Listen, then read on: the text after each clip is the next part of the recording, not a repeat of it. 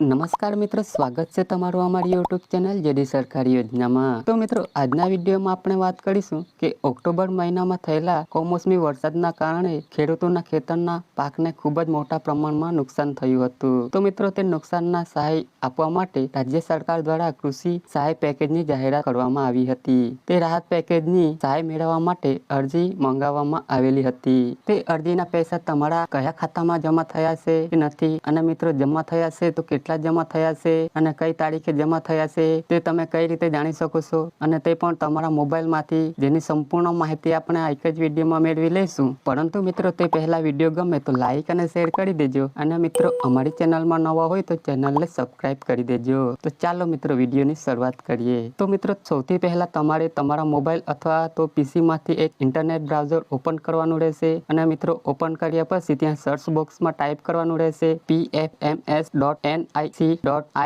જેવું જ તમે pfms.nic.in ટાઈપ કરી તેને સર્ચ કરશો એટલે મિત્રો તમારી સામે આ મુજબની એક સ્ક્રીન ઓપન થઈ જશે। તો મિત્રો, તમારા પેમેન્ટનું સ્ટેટસ ચેક કરવા માટે સૌથી પહેલા તમારે અહીં જે 3 લાઈન આપવામાં આવી છે એના ઉપર તમારે ક્લિક કરવાનું રહેશે। જેવું જ મિત્રો તમે આ 3 લાઈન ઉપર ક્લિક કરશો ત્યાં તમને અલગ અલગ ઓપ્શન જોવા મળશે। ત્યાં તમને એક પેમેન્ટ સ્ટેટસનું એક ઓપ્શન જોવા મળશે, તેના ઉપર તમારે ક્લિક કરવાનું રહેશે। જેવી જ મિત્રો તમે પેમેન્ટ સ્ટેટસ ઉપર ક્લિક કરશો એટલે મિત્રો તમને અહીં આ મુજબની સ્ક્રીન જોવા મળશે। ત્યાં તમને બેંક એકાઉન્ટની માહિતી આપવાની રહેશે, જેમાં સૌથી પહેલા તમારે જે બેંક એકાઉન્ટ નંબર આપ્યો હોય તે બેંકનું નામ આ બોક્સમાં તમારે લખવાનું રહેશે। ત્યાં તમે બેંક સિલેક્ટ કરવાની રહેશે। મિત્રો, બેંક સિલેક્ટ કર્યા પછી નીચે તમને આ બોક્સમાં તમારા બેંકનું ખાતા નંબર નાખવાનું રહેશે। ખાતા નંબર નાખ્યા પછી નીચે કન્ફર્મ કરવા માટે ફરીથી આ બોક્સમાં તમારે ફરીથી ખાતા નંબર કન્ફર્મ કરવા માટે નાખવાનો રહેશે। મિત્રો, આટલી વિગત ભર્યા પછી મિત્રો તમારે નીચે એક કેપ્ચર કોડ નાખવાનો રહેશે।